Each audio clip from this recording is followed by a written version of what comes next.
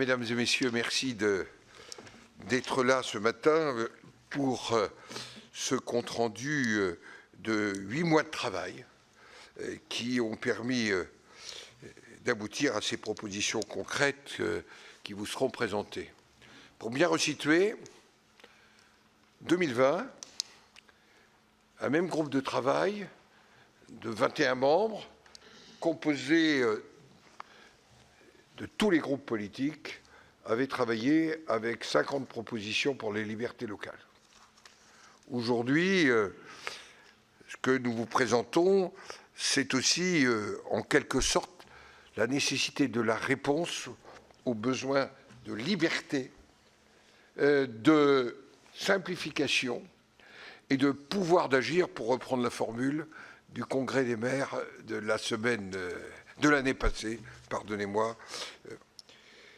Elle s'inscrit aussi comme une réponse et une proposition, et j'y reviendrai en conclusion, aux mots du président de la République. Souvenez-vous, au moment où il rencontre au mois de septembre le président de l'Association des maires de France, le président de l'Association des départements de France et la présidente de l'Association des régions de France, il leur dit « mais je souhaite faire une grande loi de décentralisation ».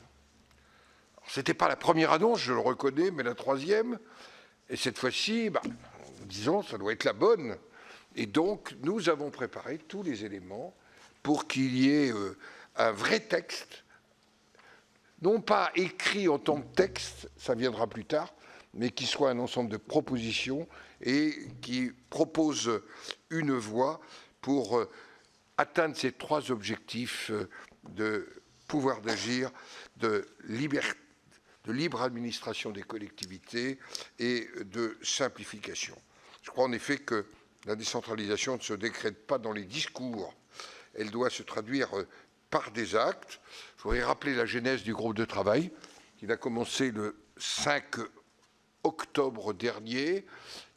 Il a désigné sous ma présidence un rapporteur général qui est François-Noël Buffet, 3 rapporteurs, notamment la présidente de la délégation collectivité territoriale, Françoise Gatel, Mathieu Darnaud, qui préside aussi notre délégation à la prospective, et qui forment un binôme assez redoutable depuis un certain nombre de textes, engagement et proximité, 3DS, et qui naturellement ont travaillé ensemble, derrière et aux côtés du rapporteur général, et le rapporteur général du budget, Jean-François Husson, parce que naturellement, nous avons inscrit comme premier axe, c'était vraiment aussi le souhait qui était le nôtre, que le retour à une autonomie financière et fiscale était le préalable à toute intention de décentralisation.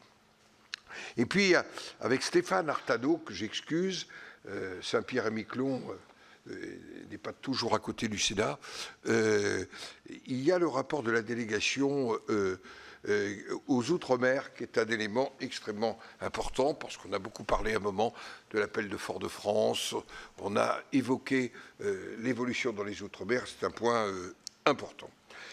Donc, je n'irai pas beaucoup plus loin, si ce n'est que je crois que c'est un appel aussi à la responsabilité, la nécessité d'agir. Et quand je vois la méthode qui a été utilisée, vous avez ce rapport dans lequel vous avez aussi, alors il a été adopté avec aucune voix contraire, un certain nombre de groupes se sont abstenus, nous avons même eu une abstention bienveillante, mais la majorité, je vois l'abstention bienveillante d'ailleurs ici présent, en Didier Marie, qui a beaucoup travaillé avec nous et qui représente le groupe socialiste ici, mais c'est naturellement adopté à l'unanimité des votants. Et vous avez les contributions d'un certain nombre de groupes qui sont annexés dans le rapport. Je cède immédiatement la parole au rapporteur général. Merci, Monsieur le Président. Mesdames, Messieurs, bonjour. Un propos général, évidemment, que je fais au nom de l'ensemble des rapporteurs qui sont ici présents et bien sûr de notre collègue Artano. À l'occasion du travail que nous avons effectué, nous sommes d'abord efforcés, et ça a été le principe, de dresser un état des lieux objectif de la situation actuelle de nos collectivités. Nous avons évidemment pris appui sur des auditions qui ont été conduites, notamment des représentants des élus. Le constat est en réalité sans appel. Les collectivités territoriales et leurs élus ont aujourd'hui réellement perdu leur pouvoir d'agir. Nous avons identifié d'ailleurs 3 obstacles précisément à cette difficulté. Le premier d'entre eux, c'est évidemment, c'est presque une redite, le carcan normatif qui étouffe au quotidien l'action des élus, singulièrement les maires, bien sûr. Ce phénomène n'est pas nouveau, je viens de vous le dire, mais l'accumulation des normes est de plus en plus nombreuse, de plus en plus complexe et rend très difficile leur action au quotidien. On peut même parfois s'interroger sur des normes contradictoires. En tous les cas, cela mérite d'être redit, mais surtout d'être résolu. Il en résulte finalement un sentiment qui est largement partagé de dessaisissement de leurs compétences. Et de nombreux élus locaux nous ont dit clairement qu'ils n'avaient plus les moyens d'agir et qu'ils étaient en réalité sans capacité de pouvoir faire. À titre d'exemple, mais il y a beaucoup de sujets, les rapporteurs y reviendront, sur l'urbanisme, qui est notamment le cœur, pour ne pas dire, le cœur de l'action des maires. Deuxième sujet, ce n'est pas la moindre des difficultés. Le système de financement des collectivités territoriales dans son ensemble est à bout de souffle. Jean-François Husson le précisera bien évidemment. Chacun sait ici que la question du financement, c'est le nerf de la guerre. La libre administration et le pouvoir des collectivités locales dépend très largement de ce point. La baisse continue de la fiscalité locale sur les dernières années a incontestablement porté atteinte aux liens démocratiques indispensables opérés entre l'impôt, les citoyens et les collectivités territoriales. Je contribue sur mon territoire parce que je vis sur mon territoire et je participe directement à la vie de ce territoire. Aujourd'hui, la suppression d'un certain nombre d'impôts locaux finalement met une distance entre l'habitant et son propre territoire. De plus, ce système ne garantit pas aux collectivités territoriales un dynamisme de ressources, c'est un sujet de fond, et une visibilité suffisante pour exercer ses compétences. Ces règles sont devenues, et Jean-François Husson nous le redira, à la fois incohérentes, illisibles, et en réalité, elles peinent, les élus sont en difficulté pour se retrouver dans ce maquis-là. Troisième élément du constat, c'est que les collectivités territoriales n'ont plus, en l'état, non pas à l'égard de l'État ou de la part de l'État, un partenaire qu'ils ont connu autrefois. Il y a incontestablement là aussi un changement profond, désengagé de l'appui au territoire, notamment en matière d'ingénierie, on le constate régulièrement. L'État est perçu finalement aujourd'hui comme un simple censeur de l'action quotidienne des collectivités territoriales. L'usure, l'attrition de ces moyens au niveau territorial s'est sans surprise traduite par son incapacité à troquer son rôle de contrôle pour celui autrement plus constructif de conseil. Face à ce risque, nous avons travaillé naturellement tous ensemble pour déterminer 7 axes qui sont d'ailleurs affichés sur les tableaux que vous avez devant vous, autour desquels s'organisent nos propositions. Le premier de ces axes, c'est le renforcement du pouvoir d'agir des élus. Nous le savons tous, les élus souhaitent avant tout conduire les projets. Seuls, en réalité, l'hyperproximité et l'adaptation territoriale sont les garants de l'efficacité des politiques publiques. Il faut leur redonner ce pouvoir d'action. Le rapport formule à cet égard plusieurs propositions dans des domaines divers, mais là encore, je ne veux pas priver de parole mes collègues qui ont travaillé sur le sujet, le logement, les ZFE, l'urbanisme, le médico-social, y compris les sujets très concrets du RNB qui s'inscrivent d'ailleurs dans la saison actuelle et la façon dont on a parfois de vouloir résoudre les problèmes de manière uniforme sur le territoire, singulièrement, vous savez, c'est la technique du jardin à la française, alors qu'à l'inverse, il faut s'adapter au territoire et laisser les élus locaux agir. Le deuxième acte, c'est évidemment la coopération locale. Les relations entre les communes et les intercommunalités sont parfois source de friction, mais la maturité du fait intercommunal semble aujourd'hui acquise et qu'il n'est plus besoin de le renforcer par des dispositions législatives nouvelles. Il est plutôt grand temps de refaire de l'intercommunalité un lieu de projet et de dialogue entre les élus locaux. Le fonctionnement intercommunal doit en conséquence être assoupli, y compris en modifiant la répartition des compétences entre communes et intercommunalités, non pas forcément par voie législative, mais par accord local. De même, il paraît nécessaire de soutenir les formes choisies de coopération locale, à l'exemple des communes nouvelles, sur la base naturellement du volontariat des communes concernées. Cela va sans dire. Nous avons tous compris que imposer quelque chose ne fonctionne pas et que tout cela doit venir du terrain et de la volonté des élus locaux de faire bouger les choses. Troisième axe que nous avons retenu, c'est la création d'un statut de l'élu qui soit attractif et protecteur. L'actualité a montré et montre toujours les difficultés des élus locaux. Je n'ose même pas dire simplement des difficultés. Les agressions dont ils sont aujourd'hui les victimes, qu'elles soient de nature délictuelle ou criminelle, et nous avons bien remarqué qu'elles pouvaient être évidemment criminelles, sont inacceptables. Nous avons fait des propositions. En fait, elles se traduisent, ces propositions, et j'associe évidemment Françoise Gatel, Mathieu Darnaud, Maryse Carrère et nos présidents de groupe respectifs à la PPL que nous avons déposée, dont le titre est de renforcer la sécurité des élus locaux et la protection des maires. Nous l'avons déposée fin mai. Et nous espérons, Monsieur le Président, sous votre contrôle, qu'elle pourra être inscrite à l'ordre du jour du Sénat à la rentrée parlementaire. 14 articles qui viennent ici favoriser la protection des élus locaux et des maires en particulier. Certes, je suis le premier signataire de ce texte, mais nous avons travaillé avec les collègues. Ils sont évidemment associés sans difficulté à ce travail. Heureusement d'ailleurs, c'est notre force. Le quatrième axe, c'est la libération de l'initiative locale. Notre cadre constitutionnel peut à cet égard constituer un obstacle.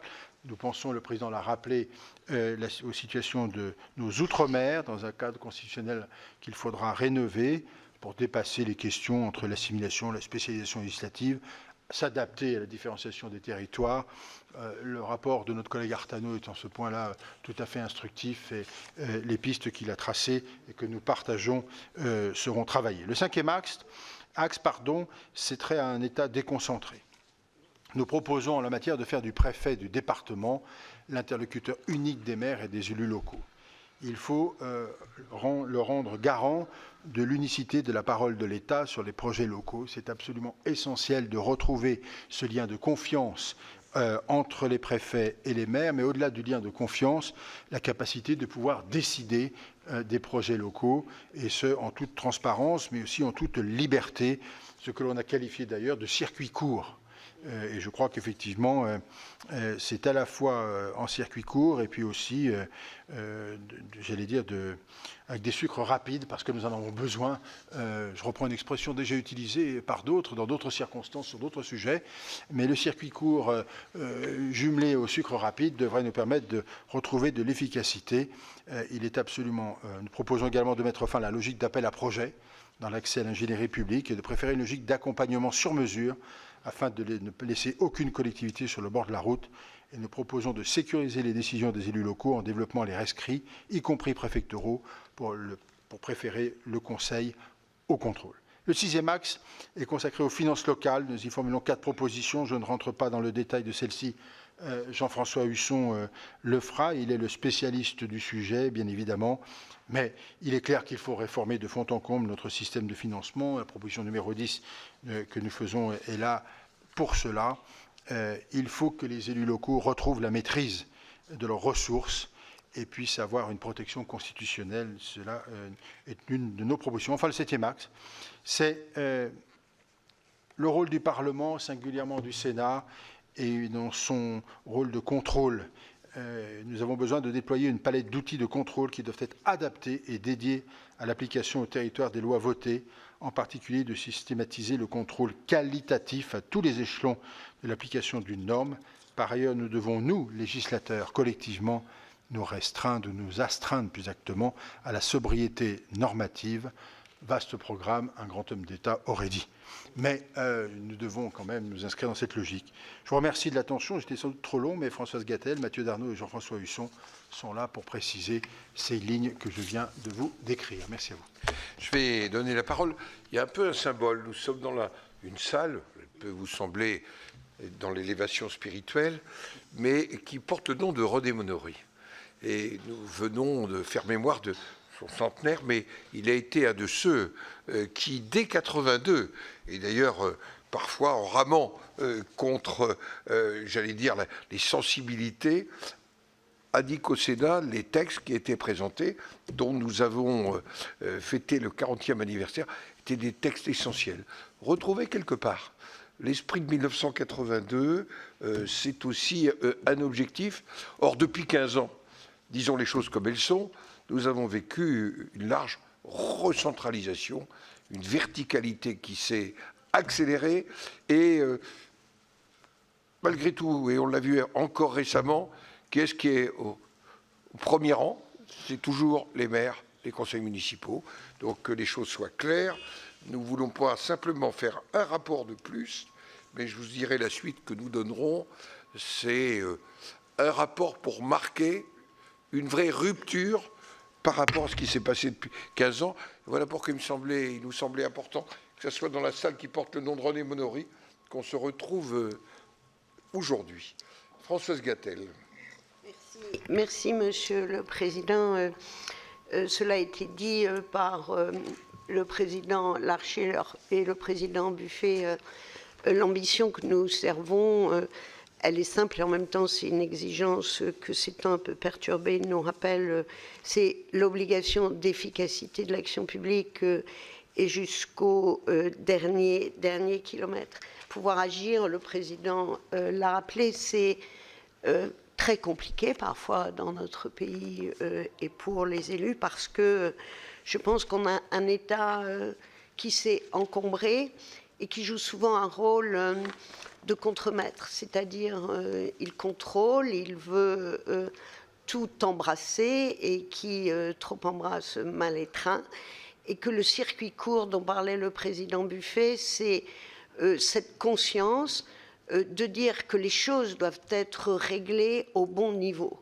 C'est parfois le niveau communal, c'est parfois le niveau intercommunal, la région. Quant à l'État, aucune loi territoriale qui a été faite depuis 1982 n'a traité de ce qui revenait à l'État, c'est-à-dire les compétences régaliennes que l'État doit exercer au nom de l'unité de la République. Donc nous, ce que nous proposons, c'est cette exigence d'efficacité qui passe par un État centré sur ce qu'il doit faire et qu'il pourrait faire bien, et qui a, mais enfin, et c'est cette révolution culturelle que le président appelle de ses voeux, une relation de confiance naturelle et continue avec les collectivités qui savent faire, qui osent faire, et qui ont surtout l'obligation d'inventer des solutions qui marchent. Et je pense qu'aujourd'hui, il est plus que temps, avant qu'il ne soit trop tard, chacun peut le dire un peu calmement, et qu'en même temps, nous devrions tirer les leçons de manière définitive des crises que nous avons vécues, ou ce que j'appelle l'armée des ombres, c'est-à-dire les maires, les conseillers municipaux, dont parfois on se désintéresse au niveau national, cette armée des ombres. À chaque fois, on l'appelle en renfort quand on agite le plan Orsec des crises. C'est la crise des gilets jaunes, c'est la crise sanitaire, et c'est encore, nous l'avons vu aujourd'hui, ces acteurs locaux qui s'engagent pour résoudre des difficultés et compenser. Donc, je pense qu'aujourd'hui, l'heure, le président l'a dit, c'est plus au discours, parce qu'on doit tous partager ce même diagnostic, et je donnerai quelques exemples de ce que doit être ce droit qui donne la capacité d'inventer les solutions. Alors, le président Buffet a parlé de la liberté locale. Alors, on parle beaucoup d'Airbnb. Aujourd'hui, on a une législation nationale qui dit que dans toutes les communes de France, il n'y a pas plus de 120 nuitées d'Airbnb. Alors que quand on regarde de près, pardonnez-moi un peu, enfin une petite brestoche, à Saint-Malo, les 120, c'est beaucoup trop. Et en même temps, on a dans le centre de la France des territoires ruraux qui ont un patrimoine environnemental ou bâti extraordinaire qui est leur levier de développement et qui sont en train de signer des partenariats avec Airbnb pour permettre d'accueillir des touristes et ainsi renforcer le commerce. Et peut-être que pour eux, 120 nuits ou un peu plus serait une excellente réponse. Donc l'idée, c'est bien de faire dans la dentelle de façon à être très efficace. Alors, on l'a dit, l'État, qui est parfois un contremaître, je le dis d'une manière un peu brutale, il doit se détendre et doit surtout être en accompagnement des collectivités. Parce qu'aujourd'hui, un maire, il ne peut plus supporter, quand il a un projet d'aménagement, d'aller frapper à la porte de l'ABF, à la porte de l'ADREAL, à la porte d'un autre service, et à chaque fois on lui donne une réponse qui se contredit et qui l'empêche de faire. Et que l'État doit faire un changement culturel, il doit être là pour accompagner et permettre que les élus puissent entreprendre et réussir. Il faut que le préfet, on a un rapport de nos collègues Canaillé-Kérouche qui l'a démontré, le préfet c'est le chef d'orchestre des services de l'État. À un moment, il coordonne et on doit pouvoir parler d'une voix unique. Et puis, un autre point très important, c'est celui de l'engagement des élus. Alors, nous ne cessons, depuis 2019, le décès tragique du maire de Signes. Nous avons déjà, au Sénat, acté des choses, validé des choses. La loi est venue améliorer la protection fonctionnelle des élus. Les élus ne sont pas au-dessus des lois, mais quand ils exercent au nom de l'État un certain nombre de fonctions, ils doivent être protégés dans l'exercice de ces fonctions. Alors il faut aller un peu plus loin dans la mise en œuvre de tout ça, mais je crois, et François-Noël Buffet l'a rappelé, une proposition de loi a été déposée pour reconnaître le rôle, parce qu'on est ici dans un lieu un peu particulier, sacré, au nom du sacré de la République, des élus et des maires. Et puis ça ne suffit pas.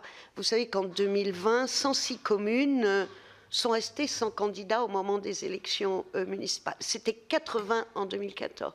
Et aujourd'hui, on constate des démissions, des découragements, non seulement des maires, mais des élus municipaux. Et il y a une vraie inquiétude à avoir pour les prochaines échéances. Que serait notre pays, qui est fort de communes très vivantes, si nous n'avons pas aujourd'hui de citoyens qui ont envie de s'engager? Et que donc, dans les prescriptions que nous faisons, nous voulons donner aux maires le pouvoir d'agir, mais aussi l'envie de servir et l'envie de s'engager. Et tout citoyen doit être à même de pouvoir s'engager. On doit avoir une France d'élus qui correspond à la diversité de notre société, des étudiants qui peuvent avoir envie de s'engager, des élus qui aujourd'hui travaillent, des femmes qui ont besoin de concilier leur vie professionnelle et leur vie familiale. Et donc nous souhaitons vraiment qu'il y ait un accompagnement pour faciliter tout cela, que l'État prenne en charge et facilite l'engagement, mais qu'on permette aussi aux élus de sécuriser leur sortie et de retourner à l'emploi. Donc il y a une vraie ambition et des propositions extrêmement concrètes pour faciliter l'engagement. Mathieu Darnaud. Oui, merci Monsieur le Président. Mesdames et Messieurs, moi je vais me borner sur un mot qui, à mon avis, résume à la fois l'état d'esprit du Sénat et celui des élus locaux de ce pays. C'est, je crois, l'urgence à agir. Et ce rapport, il porte à la fois une volonté, un esprit, une philosophie de liberté, mais il rappelle à l'envi qu'il y a urgence à agir. Et pardon de le dire avec un peu de solennité, mais quand je vois hier encore l'audition que nous avons eue de la ministre s'agissant de la question du statut de l'élu, alors que le Sénat a commis dès 2018 un rapport auquel 17 000 élus locaux et maires ont répondu et qui présente de façon exhaustive tous les pans qui constituent finalement les différents domaines d'action du statut de l'élu. Et bien, ce rapport, il est là pour souligner la cohérence sénatoriale dont nous avons toujours su faire preuve, depuis notamment les grandes lois de réforme territoriale, en disant à peu près à chaque fois la même chose, et puis dire aussi au gouvernement qu'il peut déjà se saisir de ce rapport sans lancer une énième concertation qui débouchera sur un nouveau diagnostic et des nouvelles mesures qui se heurteront elles-mêmes à une nouvelle concertation, pour lui dire que déjà sur la question de l'État déconcentré, nous avons des pistes de solutions qui sont applicables dès aujourd'hui, faisant de l'État et du préfet de département cet ensemblier comme Françoise Gatel l'a rappelé, parce que nous ne voulons plus que l'État territorial territorial soit un hydre de Lerne à 5 têtes, où on aurait d'un côté l'Adréal, de l'autre côté la DRAC, les services de l'éducation nationale. Les élus veulent plus de liberté, plus d'agilité et surtout de l'efficience dans la réponse. Donc ce rapport, il est là pour dire nous vous proposons des solutions qui sont prêtes à l'emploi, dont l'État peut lui-même se saisir d'ores et déjà, et nous avons tout expertisé et on peut, dès la rentrée, imaginer, je pense que le président du Sénat l'a justement rappelé, que le Sénat jouera tout son rôle, notamment en matière de contrôle, parce qu'il est temps aussi de rappeler l'État à ses engagements et de dire que maintenant, nous pouvons d'ores et déjà faire en sorte que ce rapport jette les bases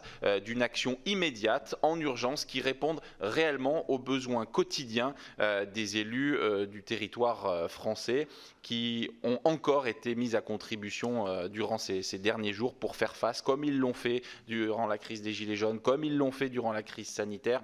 Et je crois que, et j'en finirai par là, ce rapport, c'est aussi un hommage que nous leur rendons en étant finalement à l'écoute de leurs besoins et de leurs aspirations. Je vous remercie. Merci. Alors, monsieur le rapporteur général du budget. Oui, tout ça dans un contexte voilà, où la dette de la France a passé les 3 000 milliards, avec une interpellation à l'endroit des finances des collectivités locales. D'abord pour redire ce qu'a très bien dit le rapporteur général de ce groupe de travail sur la décentralisation, on est aujourd'hui avec un système de finances locales qui est à bout de souffle. Et pourtant, les finances locales financent de manière concrète, en portant la majorité de l'investissement public, la transition écologique, les sujets de déplacement, la modernisation des équipements, tout ce qui fait la cohésion sociale et territoriale de notre pays, en limitant l'endettement de notre pays. Je crois que ça doit toujours être appelé, c'est efficacité de l'investissement public, proximité et finalement territorialisation répondant aux besoins. Mais on a aujourd'hui une difficulté, c'est, François-Noël Buffet l'a dit, la suppression d'un certain nombre d'impôts ont fait disparaître, ou en tous les cas grandement amoindri le lien entre l'acteur, le citoyen, l'acteur économique et son territoire. Eh bien, nous pensons qu'il faut aujourd'hui rendre constitutionnels les éléments de la fiscalité pour chacun des niveaux de collectivité. C'est une garantie indispensable qui doit être mise en place. Et puis, être attentif en ayant également un regard sur ce qui s'est passé. Et dans ce qui s'est passé, c'est les compétences qui sont exercées par les collectivités. Un certain nombre ont fait l'objet de transferts. La compensation se fait à l'euro près au moment du transfert.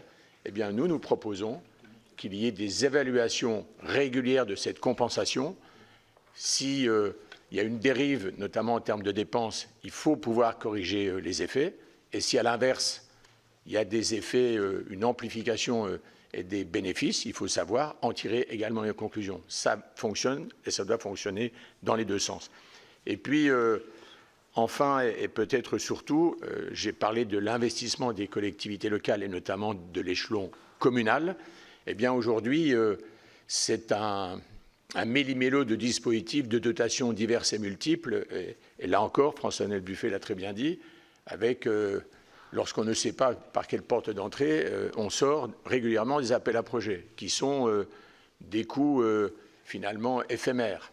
Eh bien, nous proposons d'avoir une réflexion beaucoup plus aboutie, et pourquoi pas d'ailleurs, pour faciliter l'investissement public, de mettre un peu de l'ordre, à la fois en simplifiant, pour rendre les choses plus fluides, et en invitant, pourquoi pas d'ailleurs à travers une expérimentation, l'État et les collectivités locales à avoir peut-être une dotation unique de l'État à l'endroit des collectivités, et pourquoi pas en l'expérimentant, c'est-à-dire que ça devrait être à la fois la base d'un contrat et la base et intégrant la pluriannualité.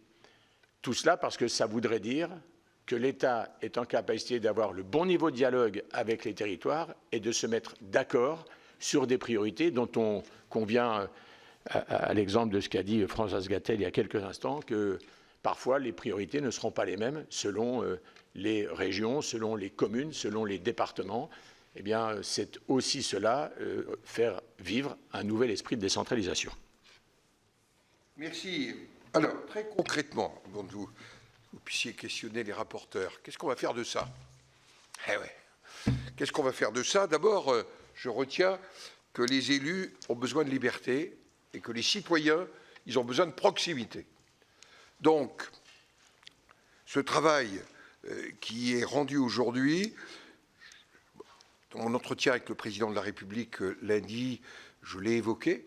Je lui ai dit que nous lui ferions porter, comme nous le ferons porter à la Première ministre, comme à la présidente de l'Assemblée nationale. Il est indispensable que le gouvernement s'en empare. Mais de toute façon, on va s'en emparer, puisqu'il va donner lieu à la rédaction de propositions de loi qui, au cours de la session qui s'ouvrira le 1er octobre, seront examinées par le Sénat. Et je le dis, on ne pourra pas faire une annonce, comme nous l'avons entendu au mois de septembre dernier du président de la République, sans que ça se traduise de manière concrète. Je le dis extrêmement clairement. Et je vous dis clairement que je serai engagé sur ce point aux côtés des rapporteurs, et j'allais dire de tous les groupes politiques, j'insiste, qui ont participé à ce rapport. J'ajoute un point qui est un exemple. La marginalisation des maires dans les politiques d'attribution de logements et de peuplement, c'est un sujet majeur, je l'ai dit au président de la République. Et je vais vous dire là-dessus, on ne lâchera pas. On ne lâchera pas. Et que les choses soient claires. Le président de la République s'est engagé devant les maires. En les recevant mardi, nous en l'avions évoqué parce que ça, c'est du concret.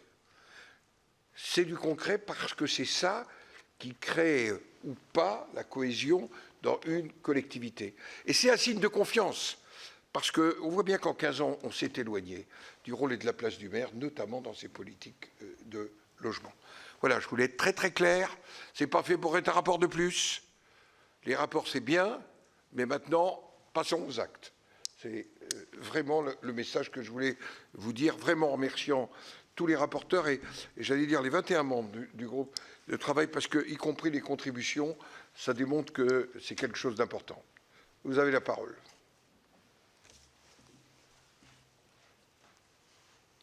Allez-y, questionnez les rapporteurs.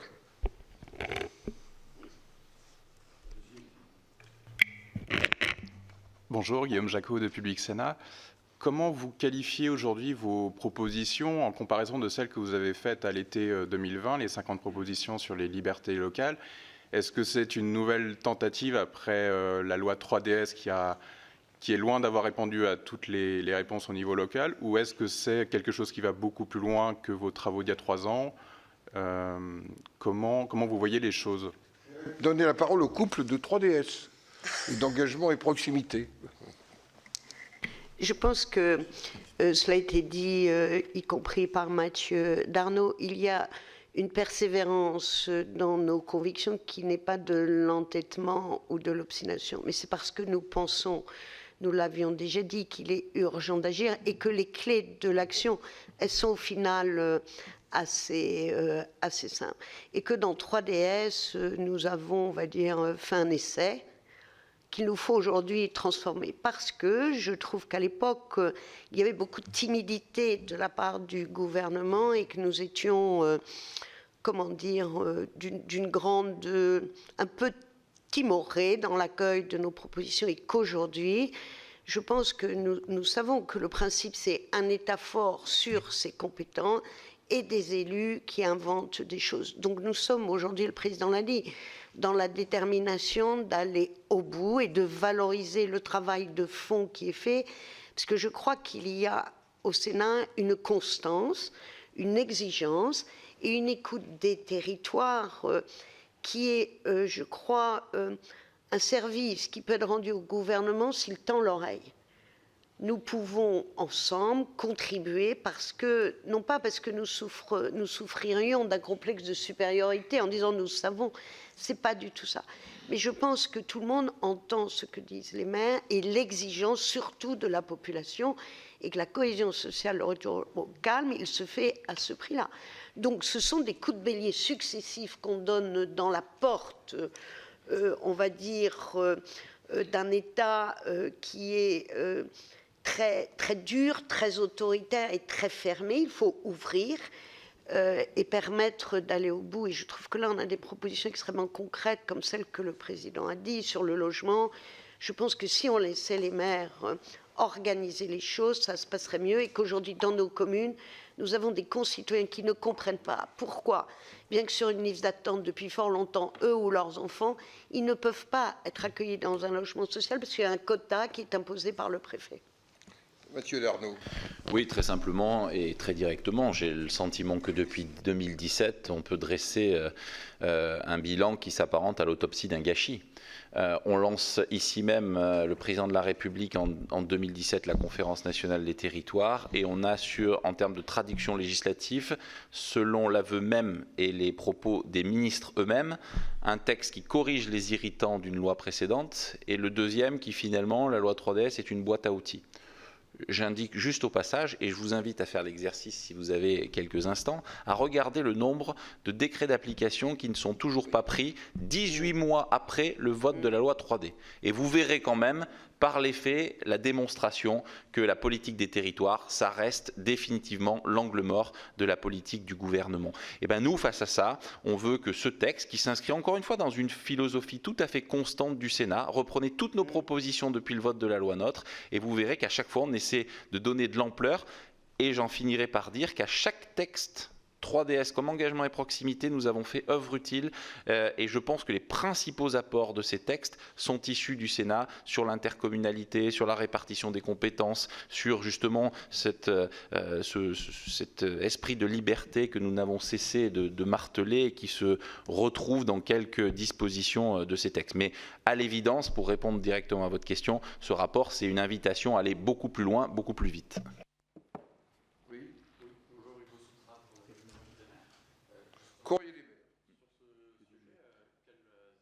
Excusez-moi. Quels alliés et quels relais pensez-vous avoir au sein du gouvernement pour avancer sur ce chantier de la décentralisation? Et j'ai envie de dire, après des décennies de résistance de l'État central, des années de recentralisation, pensez-vous que ça puisse inspirer la DGCL, le ministère de l'Intérieur, Bercy? Comment est-ce que vous qualifiez un petit peu les alliés et les relais que vous pourriez avoir pour donner une suite concrète à ce rapport? On répondra en même temps. Madame Martina, je voulais poser une question. Oui. Est-ce que vous pensez que ce qui s'est passé la semaine dernière pourrait servir d'accélérateur dans les décisions de l'exécutif? Si je peux me permettre, si ça ne sert pas d'accélérateur, si on ne tire pas, le moment venu, après la réflexion, un certain nombre d'enseignements, c'est à désespérer. Je peux vous le dire pour l'avoir vécu dans mon département, dans le département du Val d'Oise, les élus, ils ont été encore une fois en première ligne. Il y a une espèce de devoir absolu, pardonnez-moi, de ne pas faire simplement une nouvelle grand-messe et puis que derrière, il ne se passe rien. Je vais vous le dire, j'en ferai personnellement une tâche prioritaire pour le président du Sénat. Les discours on a eu, les propositions on a, maintenant il faut des actes. Je prends l'exemple du logement, mais il y en a d'autres. Est-ce que quand Françoise Gatel parle qu'il faut que le préfet territorial, il y a eu un débat dans notre groupe de travail, retrouve l'autorité sur les services de l'État, ça a tenu sur quoi en ce moment, la semaine dernière? Sur le dialogue entre les maires et les préfets. Eh oui, ça devrait être une leçon. Les crises successives que nous vivons démontrent ça. Alors si on n'en tire aucun enseignement, on en tirera des conséquences politiques. Je le dis clairement et fermement. Je pense que je suis clair sur le sujet.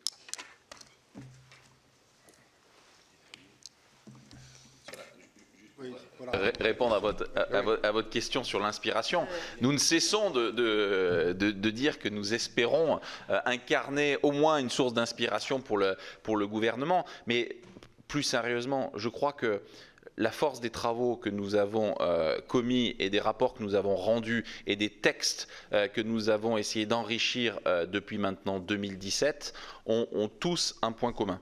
C'est leur caractère opérationnel. Tout ce que nous proposons peut être appliqué. Nous avons eu pendant la loi 3DS un débat très long avec la ministre de Montchalin qui avait pris l'engagement que dans le comité interministériel aux ruralités qui suivrait l'examen du texte, il y aurait des annonces fortes pour redonner l'agilité et plus de simplicité au niveau de l'organisation territoriale de l'État. Pardon de le dire, on est 3 ans après, il n'y a pas le commencement d'une mesure qui a été mise en place. Pas une. Il y a des choses qui sont d'une simplicité, pardon, mais biblique, fonder, refonder et faire en sorte qu'on n'ait qu'un fonds d'État sur les territoires, DETR, DSIL, fonds vert, c'est quand même pas compliqué. Et en plus, personne ne viendra contrarier, je veux dire, le travail de l'État, puisque c'est l'État lui-même qui notifie, qui instruit ces dossiers. Deuxièmement, faire en sorte, et là on est tous d'accord, l'ensemble des groupes du Sénat, que le préfet coordonne l'action dans les territoires, ça paraît aujourd'hui une absolue évidence. On le dit maintenant depuis 6 ans. Qu'attend l'État pour en tirer des conséquences? Si ce n'est peut-être une volonté effectivement de tourner le dos définitivement et philosophiquement à la décentralisation pour engager l'État sur une voie sans retour de reconcentration et de recentralisation. Et là, effectivement, on a une différence politique notoire. Peut-être ce que je souhaiterais dire, c'est que dans les propositions qui sont faites, ce sont des propositions en réalité de bon sens. Et personne ne perd de pouvoir, tout le monde retrouve de la liberté. Les maires retrouvent de la liberté, le préfet, devenant l'interlocuteur unique, retrouve de la liberté dans ses relations avec les maires. On est dans la simplification du travail État-collectivité locale, donc on ne renverse pas la table, on a simplement la volonté que les choses fonctionnent et soient effectives sur le terrain. Pas au service des uns et des autres, au service de la population tout simplement et des territoires. On ne demande pas la lune. On n'est pas là avec une proposition qui vise à repenser toute l'organisation des collectivités territoriales. On s'en est bien tenu à l'écart, volontairement d'ailleurs, parce qu'on a bien le souci d'une réponse concrète et effective. Et vraiment, c'est tout le monde garde son pouvoir, mais tout le monde trouve de la liberté. Et c'est la conjonction des deux qui fait que ça peut marcher. Madame Bagatelle-Dumont, et puis oui, rapidement. Merci, Monsieur le Président. Quand on n'est pas spontanément inspiré, ça nous arrive à tous, on apprend. Parce que je pense que dans notre pays, personne ne peut être en désaccord avec l'objectif que nous poursuivons, qui est l'efficacité de l'action publique jusqu'au dernier habitant. Et s'il fallait faire un plaidoyer pour cet objectif, les différentes crises que nous avons traversées, que nous traverserons, montre que cela s'impose, je dirais, comme M. Jourdain faisait de la prose. Et maintenant, il faut vraiment, mais vraiment y aller. C'est cette exigence-là. Et nous, ce que nous demandons, ce n'est pas de défendre les élus et les collectivités comme un Graal devant lequel on se vénérait, mais ce que l'on cherche, ce que l'on veut. Et je n'imagine pas un gouvernement qui ne soit pas en phase avec cet objectif. C'est de l'efficacité, parce que nos concitoyens ne nous pardonneront pas. Et qu'aujourd'hui, le gouvernement, il est là, au bord du vide, si je puis dire, c'est maintenant ou ça ne sera pas, et ce sera grave. Bonjour, Perrine Vasse pour BFM TV. Monsieur Larcher, vous avez parlé que les maires se sont entretenus avec le président cette semaine, nous le savons, et qu'ils lui ont parlé notamment des problématiques de la politique de la ville. J'aimerais vous dire les propos que vient de tenir le président de la République à Pau. Il est en ce moment même à Pau, autour d'une 50aine d'élus, et sans le vouloir, il vous a répondu. J'aimerais que vous puissiez rebondir sur ce qu'il vient de dire. Les maires, dit le président, disaient le problème, c'est la politique de la ville, vous n'avez pas mis assez d'argent. J'aimerais bien que ce soit le cas. Est-ce qu'une question de moyens, ce serait trop simple? Qu'est-ce que vous lui répondez? Merci. D'abord, une question d'humain. Et que celui qui est proche de la vie de son territoire, pardonnez-moi, c'est le maire, son conseil municipal. Et que c'est ça l'essentiel. Si le président de la République n'a pas entendu ce que je lui ai dit lundi, je lui rappellerai, c'est au maire. D'ailleurs, mardi, il avait tenu un langage un peu différent au maire. Je lui rappelle que faire confiance au maire, en lien avec les présidents de département, notamment sur les questions sociales, en lien avec les présidents de région sur l'aménagement, mais pardonnez-moi, les politiques de peuplement sont des politiques essentielles.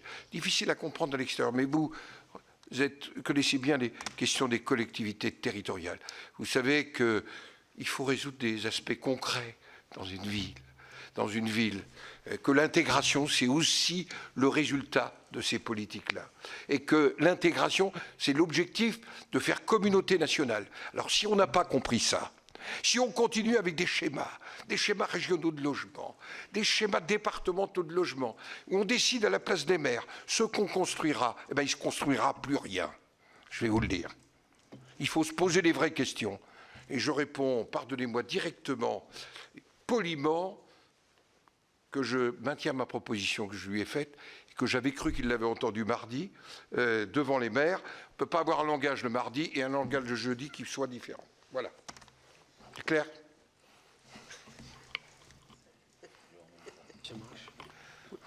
Bonjour, Thierry Dupont pour Contexte. Vous avez dit que vous alliez traduire un nombre de ces propositions via des propositions de loi dès la rentrée.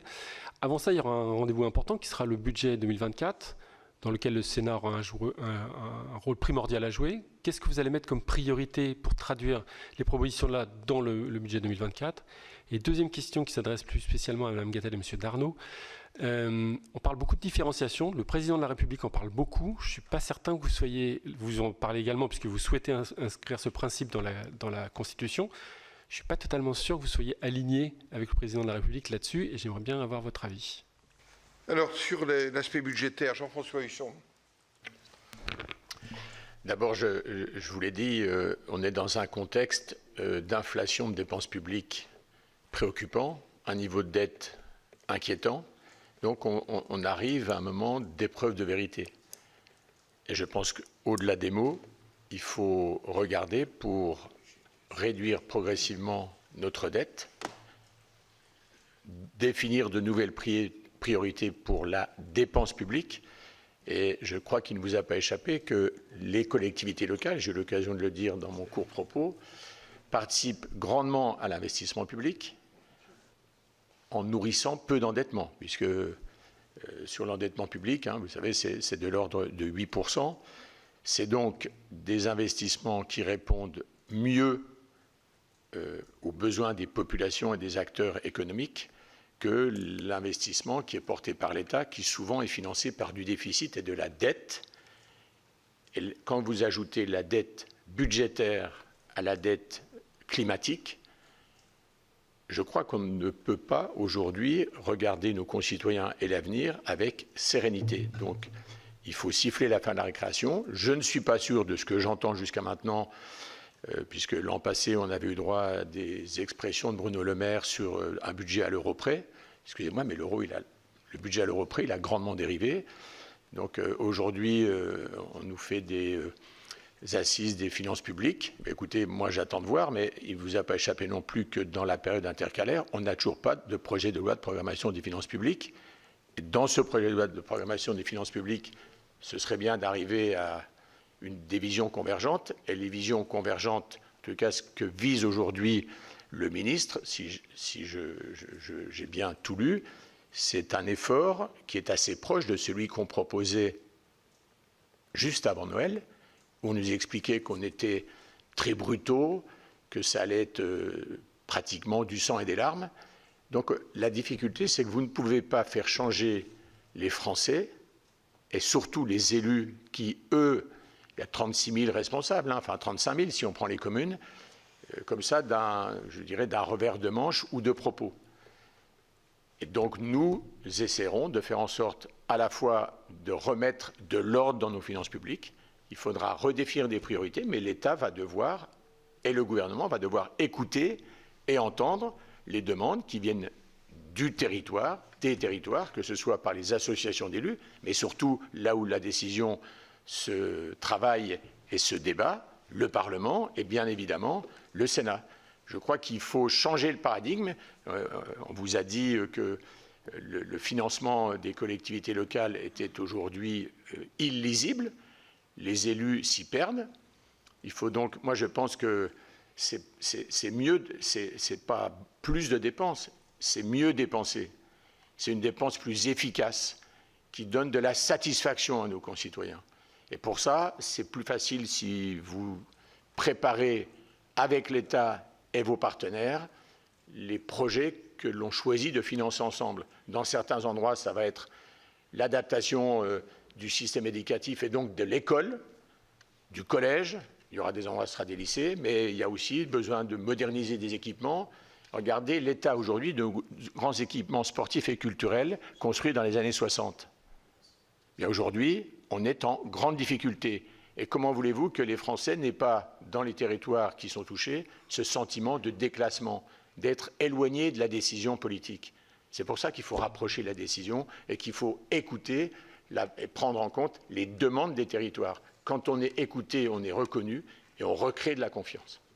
Mathieu Darnaud, répondra.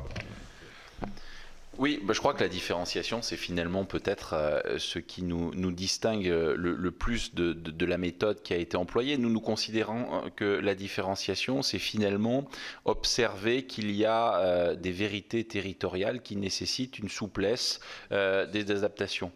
Mais la différenciation, c'est pas adapter la loi aux besoins des territoires.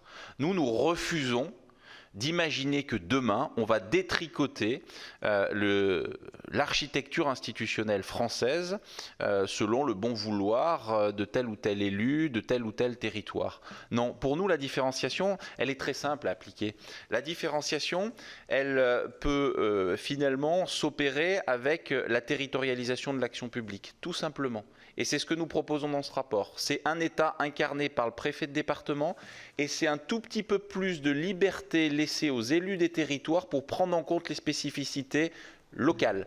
C'est par exemple, pour être très concret, dans une intercommunalité qui est plus ou moins rurale, plus ou moins urbaine, laisser peut-être une latitude à l'exécutif intercommunal et aux communes de faire remonter ou redescendre certains pans de compétences. C'est tout simplement ça la différenciation. Mais c'est surtout pas faire des adaptations législatives tous les 4 matins pour donner le sentiment qu'on est dans une forme de clientélisme territorial. Nous, on est très clair. On peut, encore une fois, à droit constant, opérer une forme de différenciation qui conjugue avec l'exigence d'efficience. Je le dis, et encore une fois, c'est la vérité de notre rapport, c'est d'ores et déjà, l'État peut se saisir des mesures que nous proposons pour aller dans l'urgence, répondre aux besoins des élus des territoires de France. Je pense que ça, encore une fois, c'est essentiel. Et la différenciation, ça ne doit pas être un machin de plus qui n'est pas défini et qui permet de répondre de façon très insatisfaisante à des besoins exprimés territorialement. Parce que sinon, malheureusement, encore une fois, on va détricoter le fil de la confiance entre les territoires et l'État. Françoise Gatel. Oui, ce débat est profondément intéressant. Le mot différenciation fait parfois peur, mais encore une fois, moi je reprends l'exemple de la prose et de M. Jourdain, mais la différenciation de la loi en est pleine. Le gouvernement vient de proposer un agenda pour la ruralité. C'est sans doute qu'il y a dans des territoires ruraux des particularités. On parle de communes du littoral, de communes de montagne, des petites, des grandes, des plans pour la vie. La différenciation, c'est juste prendre en compte les diversités de situations pour atteindre l'égalité de droit. Donc la différenciation, ce n'est pas la déconstruction de l'unité de la République, bien au contraire. Pour permettre l'exercice de l'égalité de droit, il faut donner des moyens différents selon les particularités des territoires. Et je pense qu'on est d'accord sur la conscience des choses, on a juste peur d'utiliser ce mot qui sera un gros mot et une infraction, encore une fois, à l'unité de la République. C'est bien le contraire. Une ou deux questions, non ? Qui s'adresse plutôt à M. Buffet. Vous n'avez pas de nouvelles de Pau. Il ne vous a pas encore répondu. Ça ne devrait tarder. Non, concernant votre proposition de loi que vous voudriez voir à l'ordre du jour inscrite à la rentrée, qu'est-ce que concrètement il y avait dedans, puisqu'elle a été rédigée elle a été déposée fin mai. Est-ce que vous pouvez nous dire un peu concrètement ce qu'il y aurait dedans et l'urgence que pointe le président du Sénat pourrait-elle être répondue par cette proposition de loi? Je vous remercie. 2 axes principaux. La volonté de renforcer le quantum des peines à l'égard des actes délictueux ou criminels des maires. Donc on augmente, on met au même niveau, si vous voulez, l'atteinte physique aux maires qu'une atteinte aux autorités telles que la police, les gendarmes ou les pompiers. Donc ça, c'est cette volonté très ferme de renforcer le quantum des peines. Et puis c'est l'autre aspect qui est de renforcer la protection fonctionnelle des maires aussi, à la fois quand ils sont victimes d'agressions, pas seulement s'ils étaient les auteurs éventuels, mais vraiment quand ils sont victimes d'agressions, et enfin de renforcer le lien et de structurer concrètement le lien maire-procureur de la République, préfet.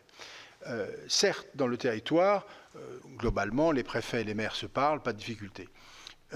C'est un peu plus difficile en ce qui concerne la justice et les procureurs de la République avec les maires. Je ne dis pas que ça ne fonctionne pas. Il y a des endroits où ça fonctionne très très bien. Ça dépend souvent de la qualité du procureur et de la volonté de celui-ci d'avoir un contact avec le maire et d'être à l'écoute des élus locaux.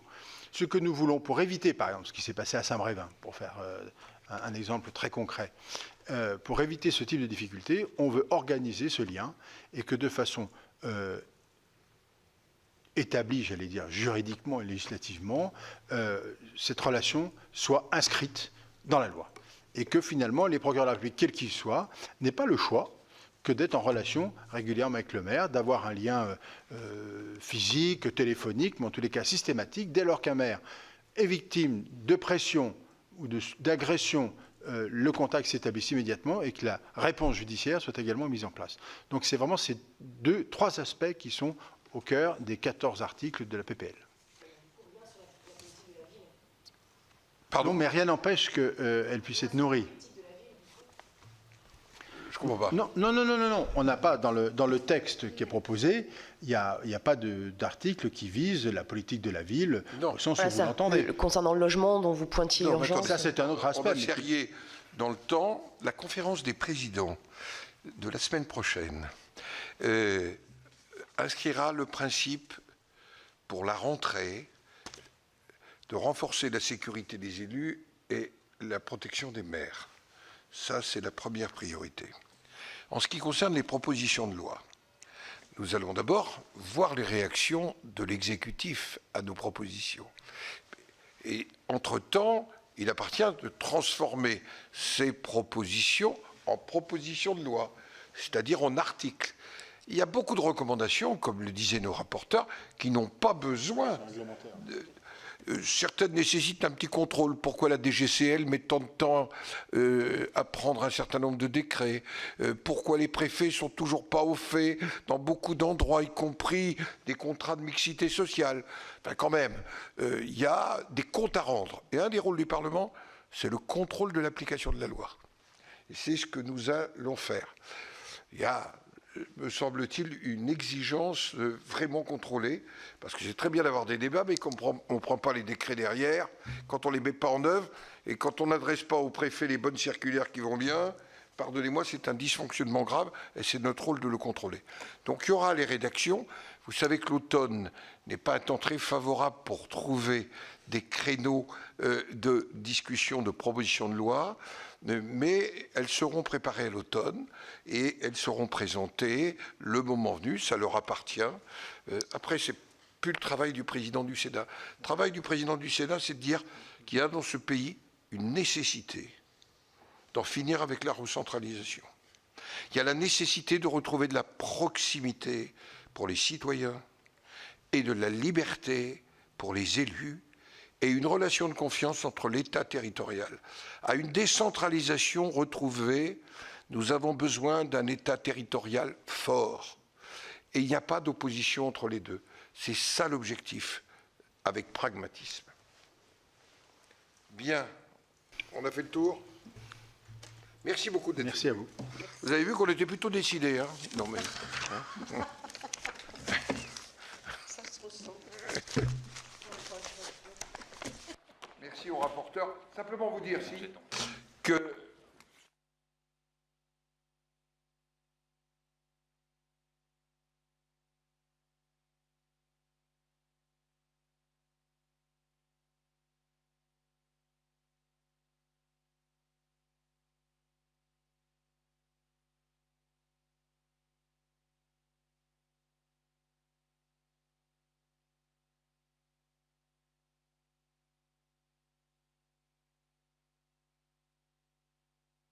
mais pour votre information, que le groupe de travail institution, vous vous souvenez que le président de la République avait dit qu'il proposerait à un groupe transpartisan qui est devenu Transgroupe de réfléchir sur les institutions.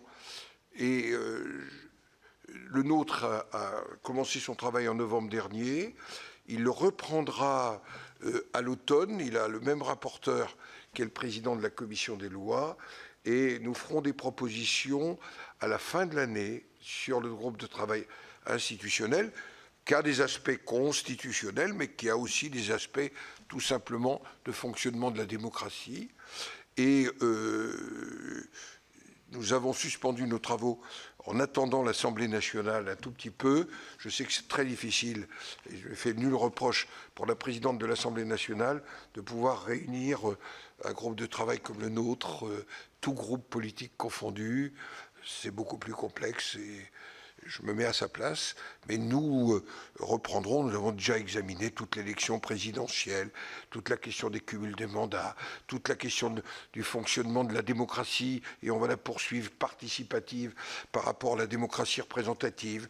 Nous avons examiné ce que devait être l'évolution éventuelle de la Cour de justice de la République, du Conseil supérieur de la magistrature, des relations entre les magistrats et les élus. Tout ça a avancé. Il nous en reste à faire, mais attendez-vous, un jour être invité à la fin de l'année pour qu'on vous parle. Il y a toute la partie constite, mais il n'y a pas que la partie constite. Ce qui nous préoccupe, c'est le fonctionnement de la démocratie. Ce qui nous préoccupe, c'est, j'allais dire, le niveau de participation à ces temps de vie démocratique. Nous aborderons aussi, nous l'avons déjà fait, la partie référendaire. Et toutes ces parties-là, c'est pour la fin de l'année. Nous aurons rempli les 2 réponses et les 2 invitations à l'avance du président de la République. Une grande loi de décentralisation, c'était en septembre, et c'était en juin de l'année dernière, le dialogue autour de l'évolution institutionnelle et démocratique. Donc, nous rendrons notre copie à la fin de l'année. Je vous souhaite un très très bel été. Voilà. Merci beaucoup.